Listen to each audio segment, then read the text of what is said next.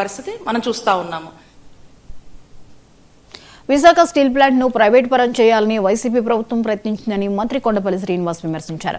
రాష్ట్రంలో కూటమి ప్రభుత్వం ఏర్పాటైన తర్వాత విశాఖ ఉక్కు కోసం కేంద్ర ప్రభుత్వం నుంచి ప్రత్యేక నిధులు తీసుకుని వచ్చిందన్నారు.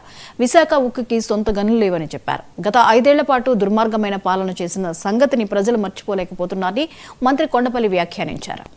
వాళ్ళు ఆలోచన చేస్తున్నారు తప్పించి మంచిని మంచిగా చెప్పేదానికి వాళ్ళకు ఒక ఉన్నతమైన ఆలోచన అనేది లేదని నేను భావిస్తున్నాను. ఎందుకంటే ఆ సెషన్లో ఒక ప్రశ్నకి గౌరవ ముఖ్యమంత్రి గారు సమాధానం చెప్పారు. స్టీల్ ప్లాంట్ విషయమై స్టీల్ ప్లాంట్ గురించి ఒక ప్రస్తావన వచ్చింది, ప్రైవేటైజేషన్ గురించి.